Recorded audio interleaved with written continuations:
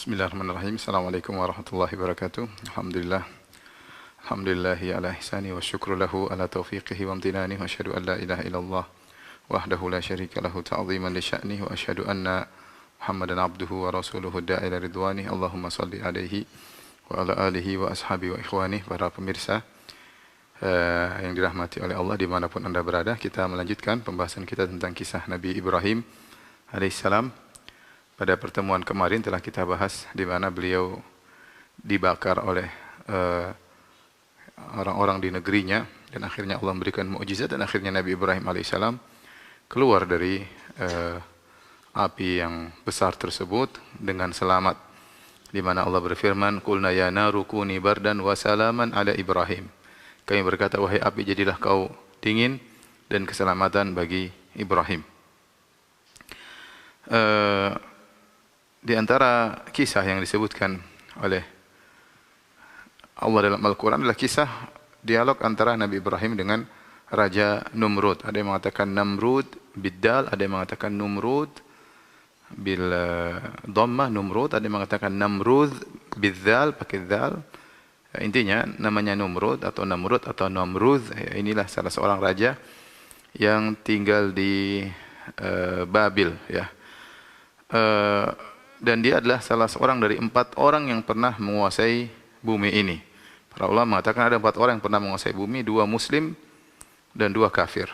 Yang 2 muslim adalah Dzulqarnain dan Sulaiman alaihissalam, adapun yang kafir ya adalah Namrud dan Bukhtanassar. Namrud dan Bukhtanassar sama-sama dari Babil, dan Bukhtanassar nanti datang belakangan setelah Numrud di zaman-zaman Bani Israel, Bukhtanassar. Adapun raja yang pertama dari mereka semua, inilah Raja Numrud yang pertama kali menguasai areal terbesar di alam semesta ini, di bumi, inilah Raja Numrud. Kapan Ibrahim alaihissalam bertemu dengan Raja Namrud? Maka tidak ada dalil yang tegas dan jelas, tetapi sebagian salaf mengatakan bahwasanya Ibrahim bertemu dengan Namrud yaitu selepas dia bebas atau selamat dari pembakaran tersebut. Ini ada khilaf di kalangan para ulama. Intinya bertemulah Ibrahim dengan Namrud. Dan Raja Namrud disebutkan dia berkuasa di atas muka bumi selama 400 tahun. Selama 400 tahun itu umurnya panjang, ya. Allah sebutkan kisah pertemuan Raja Namrud dengan Ibrahim alaihissalam dalam surat Al-Baqarah ayat 258. Kata Allah Subhanahu wa taala, "Alam tara ilal ladzi hajja Ibrahim fi rabbih an atahu Allahul mulk." Tidakkah engkau merenungkan? Tara di sini adalah ru'ya qalbiyah, yaitu Allah mengatakan, tidakkah engkau memikirkan, tidakkah engkau merenungkan tentang seorang yang mendebat Ibrahim. Jadi ilal ladzi hajja Ibrahim, dia yang mendebat Ibrahim alaihissalam. Fi rabbih, tentang Allah Subhanahu wa taala, tentang Tuhannya Ibrahim. An atahu Allahul mulk, setelah Allah memberikan kepada dia kerajaan. Ya, jadi subhanallah, orang ini tidaklah menjadi sombong Numrud kecuali setelah diberi kerajaan. Setelah diberi kerajaan, oleh karenanya nikmat anugerah yang Allah berikan terkadang menjadikan seorang lupa diri, terkadang menjadikan seorang sombong dan angkuh sampai berlebihan mengaku dirinya sebagai Tuhan, seperti Numrud, seperti Firaun mengaku dirinya sebagai Tuhan. Kenapa? Gara-gara diberikan kerajaan oleh Allah Subhanahu wa taala. Ya, oleh karenanya sebenarnya mengatakan sebaliknya, terkadang seorang diberikan sakit, terkadang seorang diberikan kesusahan agar dia kembali kepada Allah Subhanahu wa taala, agar dia sadar tentang kelemahan dirinya, agar dia tidak angkuh dan tidak sombong. Lihatlah nikmat yang Allah berikan kepada Numrud ini, harusnya dia gunakan untuk bersyukur kepada Allah, malah menjadikan dia sombong dan angkuh sampai pada puncak derajat sombong, yaitu mengaku dirinya sebagai Tuhan. Ya, Allah mengatakan atahullahul mulk, Allah berikan dia kerajaan. Idz qala Ibrahimu Rabbi alladhi yuhyi wa yumit. Dia bertanya kepada Ibrahim, siapa Tuhanmu? Dia mendebat Ibrahim. Jadi dia yang mulai debat. Dia yang mendebat Ibrahim. Siapa Tuhanmu Ibrahim? Ya. Ibrahim berkata, Rabbi alladhi yuhyi wa yumit. Tuhanku adalah menghidupkan, yang menghidupkan dan mematikan. Qala ana uhyi wa umit. Kata Raja Namrud, saya juga menghidupkan dan mematikan. Maksudnya bagaimana? Para ulama menyebutkan dalam buku tafsir, Namrud, ya, jadi perdebatan ini di hadapan pembesar-pembesarnya atau di hadapan rakyatnya, maka Namrud berkata, kalau Tuhan menghidupkan dan mematikan, saya juga bisa. Nah ini saya datangkan 2 orang, dua-duanya telah saya vonis akan dihukum mati. Yang satunya tetap saya hukum mati berarti saya matikan dia, yang satunya saya maafkan, saya bebaskan berarti saya menghidupkan dia. Ya. Ini kata Namrud. Padahal maksud Ibrahim adalah yang mati sudah mati dihidupkan kembali, itu maksudnya, atau yang hidup kemudian mati langsung seketika. Tapi Namrud, ya, karena dia tahu dia tidak bisa melakukan itu, maka dia mengakali Ibrahim alaihissalam atau mengakali rakyatnya, ya, atau mengakali pembesar-pembesarnya. Dia mengatakan, lihat, saya juga bisa menghidupkan matikan. Kalau itu syarat Tuhan, saya juga bisa menghidupkan matikan. Maka dia datangkan dua orang yang sudah dia hukum mati, yang satu dia biarkan, dia bebaskan, maka dia hidupkan. Yang satu dia tetap matikan, berarti dia matikan. Ini Raja Bahlul, ya. Ya, bagaimana dia mengaku dirinya sebagai Tuhan? Bukan itu maksud Nabi Ibrahim alaihissalam. Bisa jadi Namrud sengaja melakukan demikian untuk menipu rakyatnya, ya, sebagaimana Fir'aun mengaku sebagai Tuhan, ya. Kata Allah, fastakhaffa qaumahu fa'ata'uh. Yaitu Fir'aun menipu rakyatnya sehingga mereka pun taat kepada Fir'aun. Percaya kalau Fir'aun mengatakan dirinya Tuhan, mereka percaya. Sama Namrud. Namrud masa dirinya Tuhan. Kenapa umurnya panjang 400 tahun, berkuasa? Kalau gitu saya Tuhan. Apa yang dia kehendaki terjadi, yang ingin dia lakukan dia bisa kerjakan. Dia ingin bunuh, dia ingin membiarkan orang hidup, terserah dia. Ya, maka kesombongan ini mengantarkan dia menjadi mengaku diri sebagai Tuhan. Jadi dia mengatakan, saya bisa menghidupkan dan mematikan. Maka Ibrahim alaihissalam mendatangkan hujah yang lain. Kata Ibrahim alaihissalam, fa inna Allah ya'ti bisyamsi minal masyriq fa'ti biha minal maghrib. Kalau begitu terbitkanlah matahari dari timur, dari barat, ya, karena Rabbku menerbitkan matahari dari timur. Sekarang kau fa'ti biha minal maghrib. Kalau gitu kau Tuhan, terbitkanlah matahari dari barat. Fabuhital ladzi kafar wallahu la yahdil qaumadz zalimin. Maka terdiamlah Namrud, tidak bisa mendebat Ibrahim alaihissalam dalam hal ini. Taib. Para pemirsa yang dirahmati Allah Subhanahu wa taala, para ulama khilaf tentang sisi pendalilan Ibrahim alaihissalam. Sebagian besar ulama berpendapat Ibrahim alaihissalam waktu menjelaskan tentang Tuhannya, Ibrahim alaihissalam berdalil dengan saya boleh jelaskan di sini, ya, sekedar penjelasan saja, ya. Jadi dalil Nabi Ibrahim,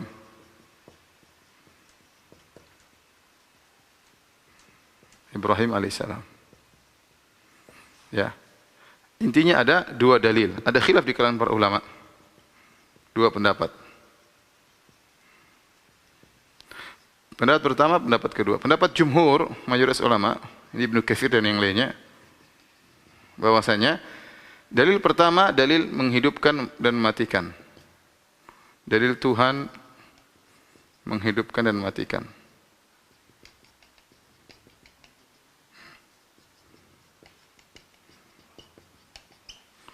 Dalil kedua, ya, Tuhan menerbitkan matahari dari timur.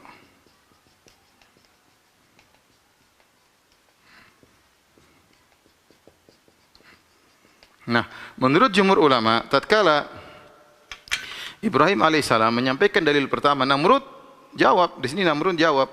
Namrud menjawab. Tapi jawabannya, bahasa kita jawabannya tidak nyambung.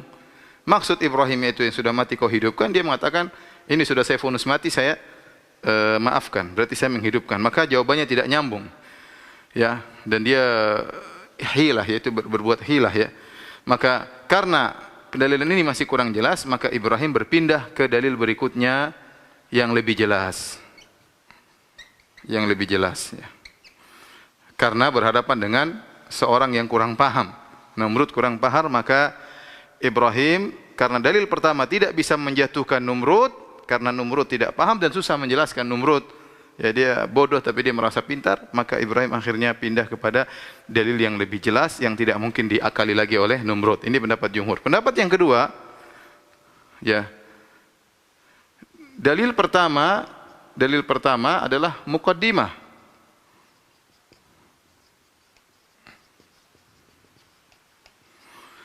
Dalil kedua adalah inti.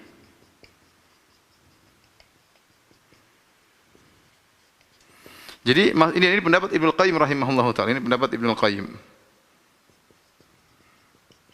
Dalam kitabnya Miftah dari Sa'adah, beliau berkata rahimahullahu taala, waktu Ibrahim menyebutkan tentang dalil pertama hidupkan dan matikan, Ibrahim tahu bahwasanya Namrud akan menjawab dengan jawaban tersebut karena dia sudah tahu tentang biografi atau dengar-dengar tentang Namrud, ya. Maka waktu Ibrahim menyebutkan dalil pertama, kemudian Namrud menjawab, maka di antara kecerdasan Nabi Ibrahim, kalau begitu, maksudnya bagaimana? Kalau kau mengaku kau bisa ngatur manusia, ya, dengan menghidupkan dan mematikan sebagaimana Tuhanku, kalau begitu seharusnya kau juga bisa mengatur benda-benda langit sebagaimana Tuhanku. Jadi dalil kedua ini dibangun di atas dalil pertama. Bukan berpindah dari dalil yang kurang jelas kepada dalil yang jelas. Pendapat jumhur, perhatikan sini bedanya. Ibrahim mengatakan berpindah dari dalil yang kurang jelas di sisi Namrud kepada dalil yang lebih jelas, kepada dalil yang jelas. Namun ini dikritik oleh Ibnu Qayyim rahimahullah, kata Ibnu Qayyim tidak. Ibrahim berdalil dengan dalil pertama juga dalil sebagai mukaddimah, sebagai landasan tatkala Namrud berkata, saya bisa mengatur yang manusia dengan menghidupkan dan mematikan sebagaimana Tuhanmu, berarti saya juga Tuhan. Kalau begitu kelazimannya, konsekuensinya, kau harusnya bisa juga mendatangkan matahari dari barat sebagaimana Tuhanku mendatangkan matahari dari timur. Jadi dalil kedua merupakan landasan dari dalil pertama. Ya, mudah-mudahan para pemirsa bisa paham. Tapi inilah khilaf ulama tentang masalah ini, ya. Timbul pertanyaan, kenapa Namrud tidak berkata, wahai Ibrahim, kalau gitu suruh Tuhanmu datangkan matahari dari barat? Kenapa Namrud tidak mengatakan demikian? Balik bertanya kepada Ibrahim, wahai Ibrahim, saya tidak mampu mendatangkan matahari dari barat. Kalau gitu suruh Tuhanmu datangkan matahari dari barat. Kata Ibnu Qayyim rahimahullah, Namrud tidak berani mengucapkan demikian karena dia khawatir tiba-tiba benar-benar Tuhannya Ibrahim mendatangkan matahari dari barat, maka dia akan habis di hadapan rakyatnya.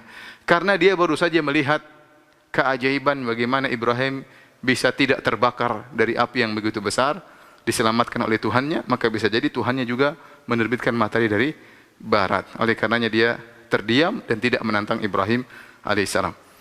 Intinya para pemirsa yang dirahmati oleh Subhanahu wa taala, akhirnya Namrud ini mengusir Ibrahim alaihissalam. Setelah itu Allah Subhanahu wa taala dalam buku-buku tafsir menyebutkan pendapat sebagian salaf, akhirnya Allah Subhanahu wa taala mengirim ba'ud, yaitu lalat atau nyamuk atau lalat masuk ke dalam min kharaihi, masuk ke dalam hidungnya Namrud. Kemudian masuk ke dalam, bikin menyiksa Namrud. Akhirnya kepalanya sakit luar biasa. Kalau mau sembuh, maka harus dipukul kepalanya pakai mitraqah, pakai palu, dipukul kepalanya. Baru kemudian dia enakan. Kalau dipukul, tenang. Nanti sakit lagi, obatnya apa? Tidak ada obat lain kecuali dipukul kepalanya. Orang yang paling baik mukul dengan dua tangannya, pukul kepalanya, dang, itu yang paling baik. Pukul dengan sekuatnya supaya dia tenang, ya. Yang lain jengkel, enggak sembuh-sembuh pakai martil, dan itu ada khilaf di kalangan para salaf. Ada yang mengatakan dia demikian selama 40 tahun baru kemudian mati. Ada yang mengatakan dia demikian selama 400 tahun baru kemudian dia mati. Sebagaimana dia menguasai bumi 400 tahun, demikian juga Allah sisa dia selama 400 tahun. Allah alam bisawab. Intinya dia yang begitu sombong dan angkuh Namrud akhirnya dibunuh oleh Allah hanya dengan seekor hewan yang sangat kecil dan hina, yaitu masuk ke dalam hidungnya dan dia tersiksa begitu lama. Itulah akhir daripada Namrud. Baik. Ketika Nabi Ibrahim alaihissalam diusir dari Babil oleh Namrud atau oleh Namrud, maka Ibrahim alaihissalam pun pergi dan dengan berkata, inni muhajirun ila rabbi innahu huwal azizul hakim. Sungguhnya aku akan berhijrah menuju Rabbku. Innahu huwal azizul hakim. Sungguhnya Dialah Maha Perkasa dan Maha Bijaksana. Ibrahim pun pergi berhijrah, meninggalkan tempat yang dia sudah berdakwah dengan begitu tegas, dengan begitu sabar. Akhirnya dia pun diusir. Maka dia pun pergi meninggalkan ayahnya yang kafir di situ dan meninggalkan negerinya yang sangat dia cintai, ya. Kemudian dia pergi meninggalkan itu semua karena Allah Subhanahu wa taala. Ya, Allah Subhanahu wa taala berfirman, ya, tentang hal ini dalam surat Maryam, falamma i'tazalahum wa ma ya'buduna min dunillah wa habna lahu ishaqa wa yaqub wa kullan ja'alna nabiyya. Tatkala Ibrahim meninggalkan apa yang mereka sembah selain Allah, meninggalkan, ya, keluarganya, meninggalkan seluruhnya, pergi sendirian, ya, meninggalkan semuanya karena Allah Subhanahu wa taala, maka Allah ganti dengan yang lebih baik. Allah berikan dia anak-anak, Yakub, Ishak, Yakub, Ismail. Bahkan Allah gantikan seluruh nabi yang datang setelah Ibrahim semuanya adalah kembali kepada Ibrahim alaihissalam, ya. Kemudian dari anak keturunannya sangat banyak, muncullah namanya Arab, ya. Dari keturunan Nabi Ismail alaihissalam, Quraisy dan yang sebagainya, Bani Israel, semuanya ini adalah keturunan Ibrahim alaihissalam, dan ini membenarkan kaidah sebagaimana sabda Nabi sallallahu alaihi wasallam, innaka lan tada'a syai'an lillah illa baddalakallahu bihi ma huwa khairun laka minhu. Ya, tidaklah kau meninggalkan suatu karena Allah kecuali Allah akan menggantikan lebih baik, ya, bagimu. Nah, Ibrahim meninggalkan ayahnya, meninggalkan kampung halaman, Allah ganti dengan yang lebih baik. Baik, Ibrahim akhirnya meninggalkan Babil sendirian. Disebutkan oleh para ahli tafsir, Ibrahim alaihissalam disebut oleh Suddi rahimahullah, tatkala Ibrahim sampai di pintu gerbang keluar dari kota Babil, dia ketemu dengan Lut. Lut ponakannya. Lut bin Haran bin Azar, ya. Azar ayahnya Ibrahim, Lut ponakannya. Maka Nabi Ibrahim mendakwahi Lut tatkala itu. Subhanallah, Nabi Lut beriman. Fa'amana lahu Lut. Maka Lut alaihissalam beriman kepada Ibrahim. Maka akhirnya pergilah Nabi Ibrahim bersama Lut keluar dari kota Babil, ya. Adapun Nabi Ibrahim menuju ke kota Haran, adapun Lut, ya, akhirnya diutus oleh Allah menuju kota Sodom di daerah Yordan untuk mendakwahi kaum Sodom yang melakukan homoseksual di kota tersebut. Maka pergilah Ibrahim menuju Haran. Sampai di Haran, ya, Haran sudah kita pernah jelaskan, yaitu di perbatasan Suria, antara Suria dengan Turki, yaitu di penghujung Turki di bagian bawah dekat dengan Suria. Ya, dekat dengan Suria, ya. Disitulah kemudian Ibrahim menikah dengan Sarah. Menikah dengan Sarah. Ada khilaf di kalangan para ulama, Sarah ini sebenarnya dari Babil atau dari Haran, dari Syam. Ya, sebagian ulama mengatakan bahwasanya Sarah, ya, adalah dari Babil dan dia adalah dari keluarga Ibrahim, entah sepupunya, entah apanya, ya. Namun pendapat wallahu alam bisawab yang lebih kuat, ya, bahwasanya Sarah dari negeri Syam. Sarah dari negeri Syam. Kemudian Ibrahim menikah dengan Sarah di Haran. Disebutkan Sarah juga tidak setuju dengan, ya, fitrahnya, dia tidak setuju dengan orang-orang di Haran yang menyembah benda-benda langit. Maka dia pun mencela agama nenek moyangnya. Akhirnya dia ketemu dengan Ibrahim dan dia akhirnya menikah dengan Nabi Ibrahim alaihissalam. Dan Sarah adalah wanita yang sangat cantik luar biasa. Bahkan kata Ibnu Katsir rahimahullah, disebutkan bahwasanya tidak ada wanita setelah Hawa yang cantik seperti Sarah hingga zaman Sarah. Jadi dari zaman Hawa, Hawa cantik jelita, ya, ibunda Hawa. Kemudian banyak wanita, anak keturunannya tidak ada yang cantik seperti Sarah. Seperti Sarah, wanita yang sangat cantik jelita, dan kita orang-orang Syam adalah wanita-wanita yang cantik jelita. Baik, di sini Nabi Ibrahim alaihissalam di Haran bertemu dengan kaum musyrikin model yang lain. Sudah kita sebutkan kalau di Babil kaum musyrikin yang menyembah benda-benda bumi, patung-patung. Adapun di Haran mereka menyembah benda-benda langit, menyembah bintang, menyembah matahari, menyembah bulan. Yang Allah Subhanahu wa taala kemudian menceritakan lagi dialog Nabi Ibrahim dengan mereka, ya. Dialog dengan Nabi Ibrahim dengan para penyembah benda-benda langit tersebut. Yang dialog ini Allah abadikan dalam surat Al-An'am mulai ayat 75 dan seterusnya, ya. Dan ini sering salah pahami oleh sebagian orang. Mereka menyangka ayat-ayat dari surat Al-An'am ayat 75 dan selanjutnya menunjukkan Ibrahim alaihissalam cari Tuhan, sedang mencari Tuhan. Padahal tidak benar. Nabi Ibrahim alaihissalam sedang berdialog, sebagaimana perkataan Ibnu Katsir rahimahullah, lam yakun Ibrahim nadhiran wa innama kana munadhiran. Ibrahim tidak sedang mencari Tuhan, tapi Ibrahim sedang berdebat dengan kaumnya. Saya bacakan ayatnya. Kata Allah Subhanahu wa taala, wa kadzalika nuri Ibrahim malakutas samawati wal ard wa liyakuna minal muqinin. Dan demikianlah kami perlihatkan kepada Ibrahim tentang keagungan kami yang terdapat di langit dan di bumi. Ayat-ayat kami tunjukkan kepada Ibrahim, wa liyakuna minal muqinin. Perhatikan di sini, wa liyakuna minal muqinin. Kata Allah Subhanahu wa taala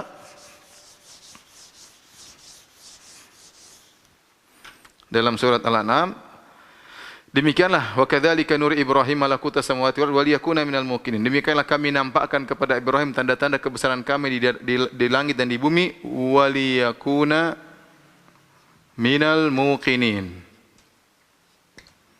Muqinin. Artinya agar Ibrahim menjadi termasuk orang-orang yang yakin, termasuk orang-orang yang beriman. Jadi Ibrahim sebelum dialog dengan mereka, Ibrahim sudah beriman, minal muqinin, sudah beriman. Baru kemudian Allah berkata, "Falamma janna 'alaihi al-lailu ra'a kaukaba." Falamma janna 'alaihi al-lailu ra'a kaukaba. Ra'a kaukaba qala hadza rabbi. Fa artinya maka kemudian. Fa artinya maka itu kemudian. Karena kemudian itu fa dalam bahasa Arab yufidu tertib, yaitu memberi faedah urutan. Jadi maksud saya Ibrahim sudah yakin dulu baru kemudian terjadi dialog ini. Jadi ini ayat selanjutnya, ini ayat 75 76. Waliyakuna minal muqinin, Ibrahim sudah yakin baru kemudian falamma, maka kemudian tatkala tiba malam hari, ra'a kaukaba, Ibrahim melihat bintang, qala hadza rabbi, kata Ibrahim, ini bintang ya. Kata Ibrahim, hadza rabbi, ini Tuhanku. Falamma afala qala la uhibbul afilin. Falamma afala qala la uhibbul afilin.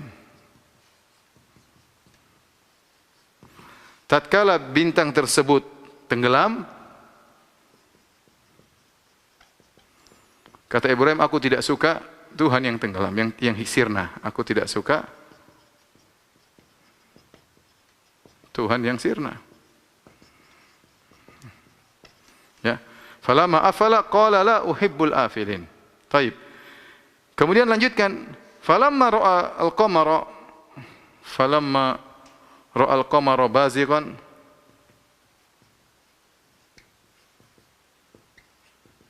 tatkala Ibrahim melihat rembulan terbit, qala hadza rabbi, falamma afala, tatkala terbenam, falamma afala qala la illam yahdini rabbi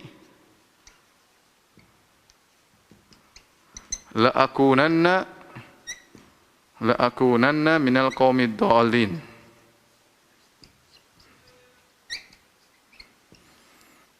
Kata Ibrahim, tatkala rembulan terbenam, Ibrahim berkata, kalau Rabbku tidak memberi petunjuk kepadaku, tentu aku termasuk orang-orang yang sesat.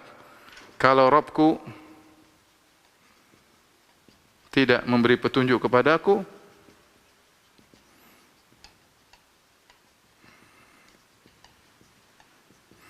tentu aku termasuk orang-orang yang sesat. Tentu aku sesat. Tapi perhatikan lagi. Falamma ra'a syamsa bazighatan. Selalu pakai fa, maka kemudian falamma ra'a syamsa bazighatan qala hadza akbar. Tatkala melihat matahari terbit, kata Ibrahim, hadza rabbi hadza akbar, ini Tuhanku, ini lebih besar. Falamma afalat qala ya qaumi inni bari'um mimma tusyrikun. Afalat qala ya qaumi inni bari'un mimma tusyrikun. Tatkala matahari terbenam,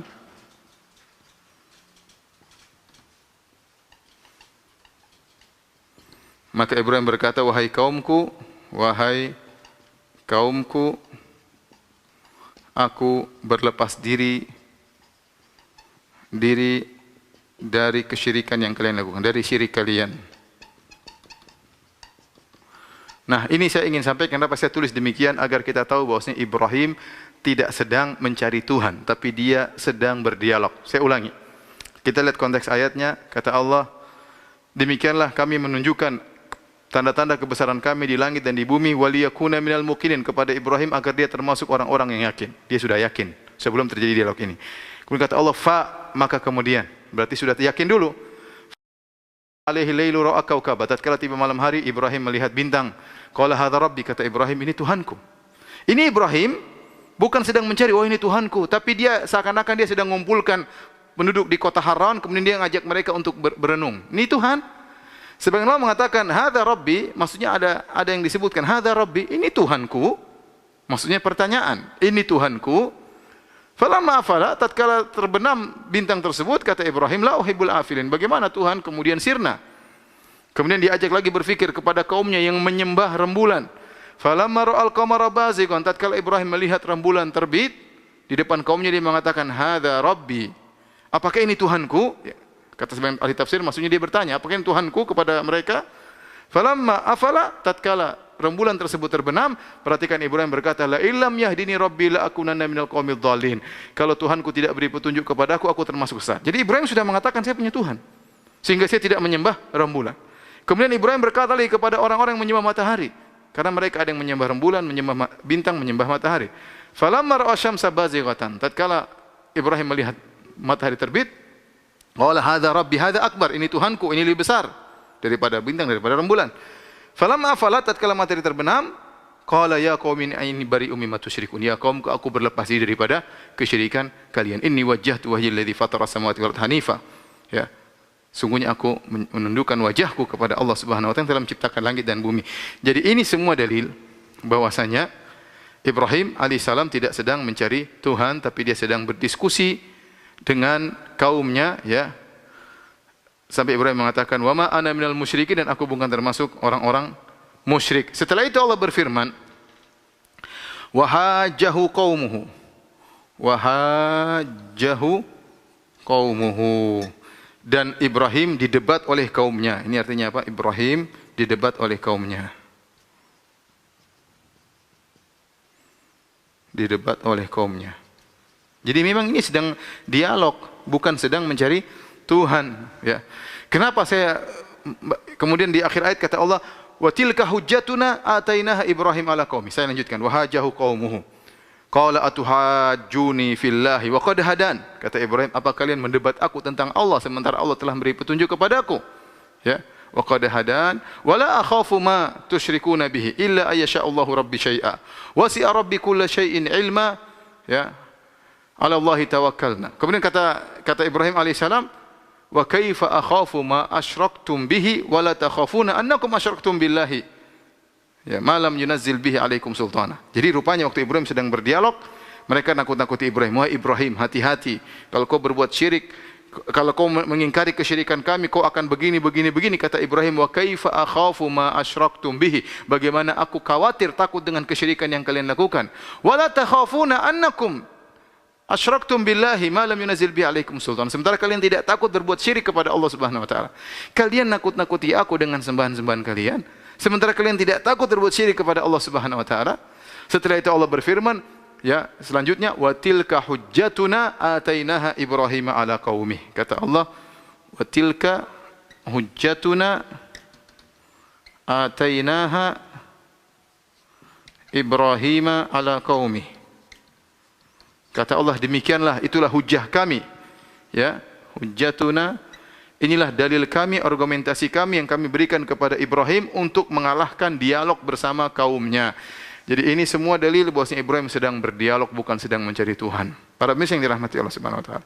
Kenapa saya jelaskan dengan detail seperti ini? Karena ini dijadikan dalil oleh sebagai orang-orang filsafat, ya. Bahwasanya kita harus mencari Tuhan. Tidak boleh kita percaya kepada Tuhan hanya sekedar ikut-ikutan. Ya, kita harus cari. Bahkan saya pernah mengikuti istilahnya apa? Pesantren kilat. Saya pernah ikut dulu zaman-zaman SMP atau SMA. Dia mengatakan jangan percaya Tuhan. Enggak boleh kita ikuti orang tua kita, enggak usah percaya Tuhan. Kita disuruh kafir dulu, ragu dulu tentang Tuhan, baru kita cari sebagaimana Ibrahim nyari Tuhan. Nah, itu bahaya. Orang sudah beriman disuruh kafir dulu, ya. Itu enggak benar. Ya. Maka Ibrahim tidak pernah mencari Tuhan, dia sejak awal sudah sebagaimana kita jelaskan, wa ma kana minal musyrikin, tidak pernah berbuat syirik.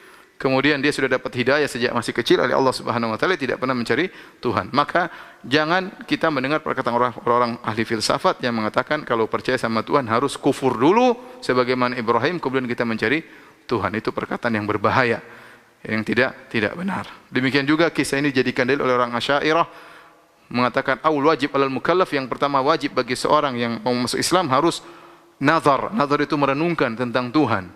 Ya, kalau kita tidak yang benar, pertama kali orang masuk Islam langsung mengucapkan asyhadu alla ilaha illallah wa asyhadu anna muhammadar rasulullah. Sudah cukup. Jadi ini Ibrahim tidak sedang mencari Tuhan, tidak sebagaimana yang kita pelajari waktu kita masih kecil dahulu. Baik. Intinya akhirnya kaumnya kalah debat, ya.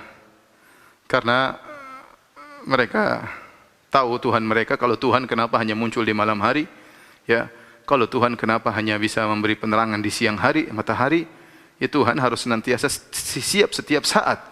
Ya, la ta'khudhuhu sinatu wala naum. Tuhan tidak pernah capek, tidak pernah tidur, tidak pernah letih, senantiasa mengawasi, itu namanya Tuhan.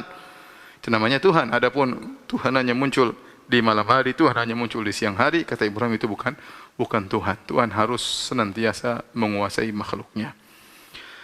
Taib, kisah berikutnya yang disebut oleh Nabi sallallahu alaihi wasallam adalah tentang pertemuan Sarah dengan seorang raja yang zalim di Mesir. Ya.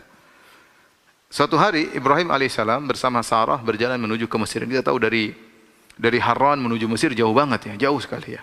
Jadi kalau kita gambarkan ya, dari Irak, dari Babil menuju ke Harran mungkin sekitar 1000 kilo. Kemudian dari Harran menuju Mesir jauh banget juga, ribuan kilo juga ya. Jadi jauh. Disebutkan bahwasanya tatkala itu sedang musim paceklik atau kekurangan makanan, maka Ibrahim dan Sarah ingin mencari bantuan ke daerah Mesir yang subur. Maka berangkatlah Ibrahim dengan Sarah menuju Mesir. Tetapi ternyata di Mesir ada seorang raja yang mata keranjang, yang dia selalu mencari-cari wanita yang cantik jelita, dan dia punya intel-intel khusus untuk mencari wanita-wanita yang cantik jelita. Dan ini adalah kondisi yang berbahaya bagi Sarah, karena saya sudah katakan tadi, Sarah dikatakan oleh Ibnu Katsir adalah seorang wanita yang sangat cantik jelita. Tidak ada yang secantik Sarah sejak Hawa sampai di zaman Sarah, ya, radhiyallahu taala anha. Kata Nabi SAW mengisahkan tentang hal ini, hajara Ibrahim alaihissalam bi Sarah. Ibrahim berhijrah bersama Sarah. Fadakhala biha qaryatan fiha malikun minal muluk. Kemudian masuk dari suatu negeri, yaitu disebut negeri Mesir. Situ ada seorang raja dari kalangan para raja. Au jabbarun minal jababirah. Atau seorang yang zalim. Jabbar maksudnya raja yang zalim. Fakhila, maka dikatakan kepada sang raja, dakhala Ibrahimu bimra'atin hiya min ahsanin nisa. Telah masuk ke dalam negerimu wahai raja Ibrahim bersama seorang wanita yang wanita paling cantik. Wa fi riwayah, dalam riwayat yang lain Nabi berkata, anak buah raja, para intel berkata kepada raja, laqad qadima ardaka imra'atun la yanbaghi laha an takuna illa laka. Telah masuk dalam negerimu wahai sang raja seorang wanita yang tidak pantas bagi siapapun kecuali hanya untuk engkau. Saking cantiknya Sarah, tidak pantas bagi yang lainnya kecuali hanya untuk engkau. Fa arsala ilaihi an ya Ibrahim man hadhihi allati ma'ak. Maka dia pun mengutus anak buahnya untuk bertanya kepada Ibrahim, wahai Ibrahim, siapa ini wanita yang bersamamu? Ibrahim berkata, ukhti, ini adalah saudariku. Thumma raja ilaiha, kemudian Ibrahim berkata kepada Sarah, faqala, wahai Sarah, Ibrahim berkata, la tukadzibi hadithi, jangan kau dustakan perkataan aku. Fa inni akhbartuhum annaki ukhti, karena aku kabarkan kepada mereka engkau adalah saudariku, padahal istrinya. Tapi Ibrahim ya disebutkan karena khawatir terjadi berbahaya, karena raja ini akan membunuh dia misalnya, maka selama ada jalan keluar dengan tauriah, ya, maka Ibrahim berkata, ya, ini adalah saudariku. Ini adalah saudariku. Kemudian Ibrahim menjelaskan dalilnya. Wallahi in 'alal ardi mu'minun ghairi wa ghairuki. Wahai Sarah, demi Allah tidak ada di atas muka bumi ini yang beriman kecuali aku dengan engkau. Artinya di Mesir tersebut yang beriman cuma dia dengan Sarah. Penduduk Mesir semuanya kafir. Ada yang beriman lain, itu Lut di kota Sodom. Tapi yang sekarang sedang berada di atas di negeri Mesir yang beriman cuma Ibrahim dan Sarah. Seakan-akan Ibrahim mengatakan hadi ukhti, ini saudariku, artinya saudari sesama muslim. Saudari sama muslim. Ini saya katakan inilah dusta Ibrahim yang ketiga. Dusta yang pertama sudah kita sebutkan, waktu dia diajak pergi untuk hari raya dia berkata inni saqim, aku sakit. Dusta kedua Ibrahim alaihissalam ketika dia memecahkan patung-patung, dia berkata bal fa'alahu kabiruhum hadza, yang menghancurkan adalah patung yang besar. Dan dusta yang ketiga adalah dia mengatakan Sarah adalah saudarinya, bukan istrinya. Dia tidak mengatakan istriku, tapi dia mengatakan ini adalah saudariku, ya. Maka inilah dusta Ibrahim yang ketiga. Fa arsala biha ilaihi, maka kemudian akhirnya Sarah diambil oleh sang raja. Faqama Ibrahim alaihissalam ila salat, maka Ibrahim pun salat. Ibrahim salat. Itulah ya para wali-wali Allah, orang-orang saleh ada masalah mereka langsung salat. Faqama ilaiha, maka akhirnya raja pun segera bangkit menuju kepada Sarah. Ya. Dalam riwayat yang lain, falamma dakhalat alaihi lam yatamalak an basata yadahu ilaiha. Tatkala Sarah diajak ke kamarnya sang raja tidak kuasa melihat cantiknya Sarah. Ini cantik banget Sarah ini. Maka dia pun segera menjulurkan tangannya ingin memeluk Sarah. Ya. Disebutkan sebelum raja ketemu Sarah, faqamat tawaddau wa tusalli, maka Sarah pun berwudu dan salat. Hadis riwayat Bukhari, ya, Bukhari dan Muslim. Maka Sarah pun berwudu dan kemudian pun salat. Sama, Ibrahim salat, istrinya salat. Subhanallah. Faqalat, kemudian dalam doanya dia berkata, Allahumma in kuntu amantu bika wa bi rasulik. Ya Allah, aku beriman kepada Engkau dan beriman kepada Rasulmu yaitu Ibrahim. Wa ahsantu farji, dan aku menjaga kemaluanku, illa ala zauji, kecuali hanya kepada suamiku. Fala tusallit alayyal kafir, jangan sampai orang kafir ini menguasaiku. Faghutta hatta raqida bi rajlihi, ya. Wa fi riwayah faqubidat yaduhu qabdatan syadidatan, maka tiba-tiba sang raja itu datang ingin memeluk Sarah, tiba-tiba tangannya terbelenggu, tidak bisa bergerak sama sekali. Bahkan dalam riwayat disebutkan faghutta hatta raqada rijlaihi, sampai kemudian dia seakan-akan tercekik, seperti suara keluar orang yang sedang ngorok, gitu, seperti itu, saking tercekik, sampai dia terangkat kakinya, dia injak-injakan kakinya di tanah, hatta yarqudha bi rijlaihi, itu dia tendang-tendangkan kakinya di tanah, seakan-akan ada tali yang mencekik lehernya. Dia sudah ingin pegang Sarah, enggak bisa. Kemudian dia berkata, ud'illah an yutliqa yadayya wala adurruk. Wahai Sarah, berdoalah kepada Allah, kepada Tuhanmu, agar melepaskan belenggu ini, aku tidak akan mengganggumu. Ya. Sarah berkata, Allahumma in yamut yuqal hiya qatalathu. Allah, maka Sarah berdoa, ya Allah, kalau dia mati, ya Allah, nanti orang-orang nuduh saya bunuh dia. Maka akhirnya terlepas dari genggaman tersebut. Subhanallah, Sarah berdoa langsung dikabulkan. Wanita soleha benar ini. Begitu berdoa lagi, dikabulkan lagi. Tadi terbelenggu, dilepaskan lagi. Begitu raja tersebut terlepas kedua tangannya, dia tidak kuasa lagi melihat Sarah ini cantik banget. Maka dia maju lagi. Subhanallah, saking tidak kuat, ya, sudah hilang kesadarannya karena melihat wanita sangat cantik jelita. Maka dia pun maju lagi ingin menyentuh Sarah. Tiba-tiba tangannya terbelenggu lagi. Kedua kalinya lebih keras daripada sebelumnya. Dia mulai tercekik lagi. Sambil begitu tercekik sampai dia menggerak-gerakkan kedua kakinya, ya, parah. Maka kemudian dia mengatakan lagi, ya Sarah, berdoa kepada Tuhanmu, aku tidak ganggu engkau lagi. Sarah berdoa lagi, ya Allah, lepaskanlah belenggu orang ini. Tiba-tiba raja tersebut terlepas belenggunya. Apakah dia sudah taubat? Belum. Ternyata dia berusaha untuk ketiga kalinya karena sudah melihat Sarah yang sangat cantik jelita. Otaknya sudah enggak beres, ya. Ini karena tidak pernah lihat wanita cantik seperti ini. Selama dia hidup enggak pernah lihat wanita cantik Sarah, ya, alaihi salam. Tidak pernah melihat Sarah, wanita secantik Sarah. Maka usaha ketiga kali, siapa tahu kali ini berhasil, ya, ini Mesir punya dia seorang raja, anak buahnya ribuan banyak, apa yang dia takutkan.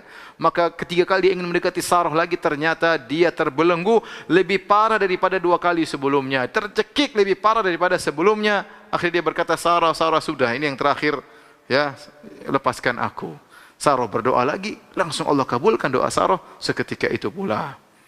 Akhirnya raja tersebut kemudian berkata kepada anak buahnya, dia berkata, wallahi ma arsaltum ilai syaitanan. Kalian tidak mengirim kepadaku seorang wanita, kalian kirim kepadaku setan, ini enggak bisa diapa-apain. Ini setan, enggak bisa diapa-apain. Akhirnya kata raja, irji'uha ila Ibrahim, kembalikanlah wanita ini kepada Ibrahim. Kemudian dikasih hadiah, fa akhdamaha Hajar. Maka akhirnya Sarah diberi hadiah oleh raja tersebut, yaitu Hajar. Fa akhdamaha Hajar.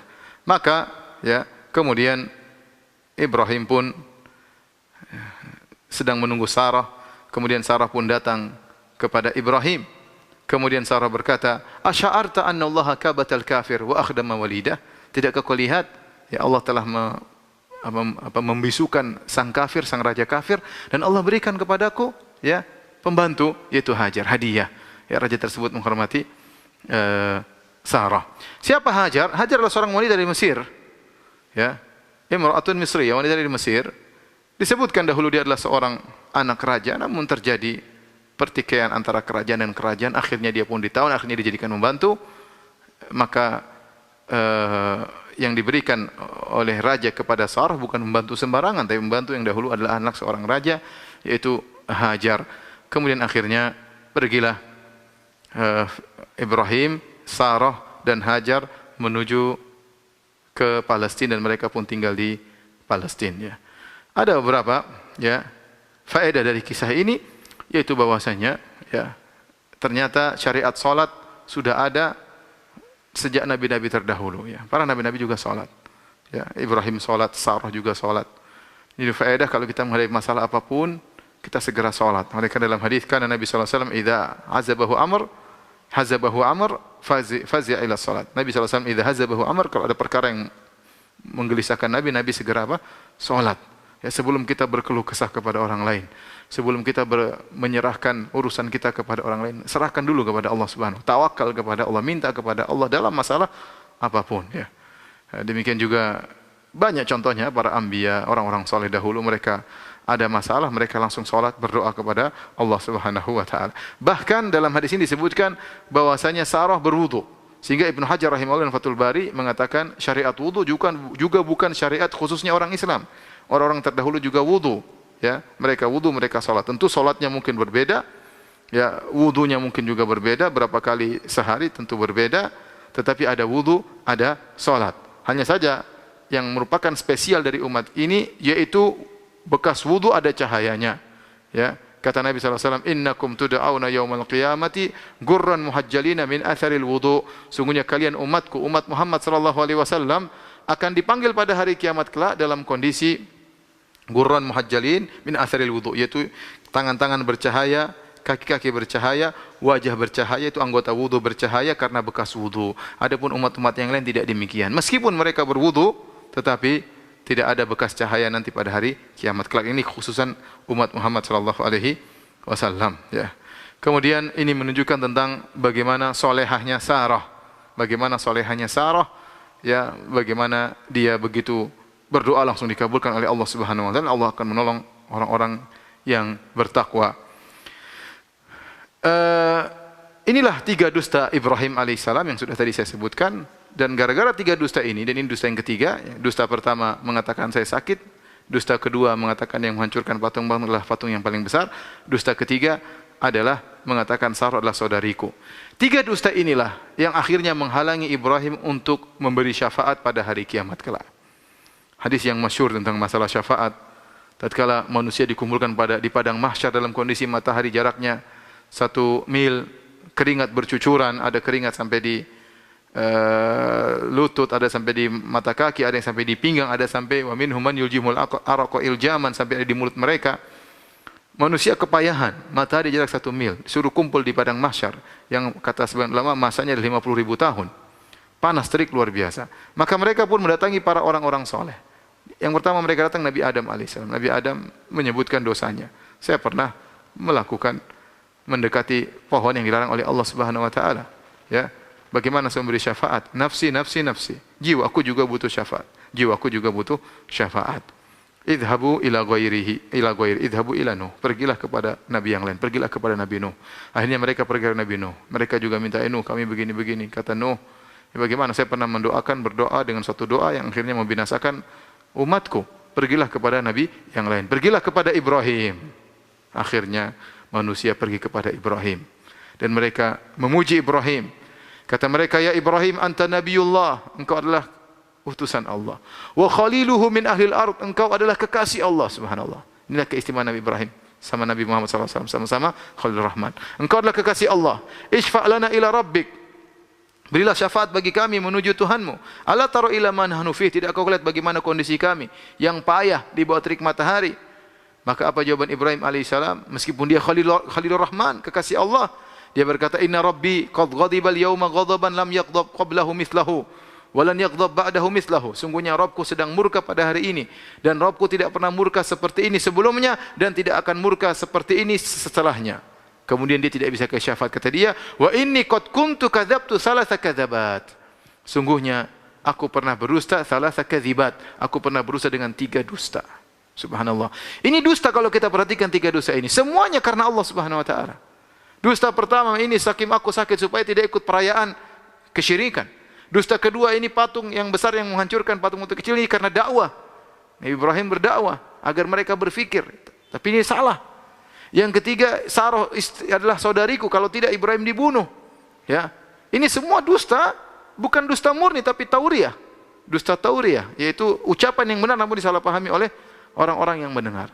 Tapi itu diingat terus oleh Ibrahim alaihissalam. Yang buat dia menghalangi beliau untuk meminta, untuk memberikan syafaat kepada manusia di hari kiamat kelak. Nabi Ibrahim berkata, lam akdzib illa thalatha kadzibat. Aku tidak pernah berdusta kecuali 3 kali dusta. Ya akhi, subhanallah, kita dusta hal yang biasa, sekian dusta. Tidak tahu hari kiamat kita akan mengingat maksiat kita terlalu banyak ya. Adam alaihissalam mengingat tentang dosanya, itu pun dia sudah bertobat, telah diampuni oleh Allah, itu pun dia masih ingat pada hari kiamat. Kalau Ibrahim melakukan dusta itu padahal karena Allah pun dia ingat pada hari kiamat dan menghalangi dia untuk memberi syafaat. Taib, ini akhir kisah dari Nabi Ibrahim alaihissalam. Masih ada kisah berkaitan Ibrahim alaihissalam, tapi akan kita sampaikan pada kisah Nabi Ismail alaihissalam dan juga kita sampaikan pada kisah Nabi Lut alaihissalam. Demikian saja para mirsa yang dirahmati Allah Subhanahu wa taala. Besok kita lanjutkan kajian kita insyaallah taala tentang kisah Nabi Ismail alaihissalam, dan jangan lupa besok ada 3 kajian ba'da zuhur tentang kisah 9 istri Nabi sallallahu alaihi wasallam, kemudian ba'da asar bahasa Arab perdana, kemudian ba'da maghrib tentang lanjutan kisah Nabi Ismail alaihissalam. Subhanakallah bihamdik asyhadu an la ilaha illa anta astaghfiruka wa atubu ilaik. Assalamualaikum warahmatullahi wabarakatuh.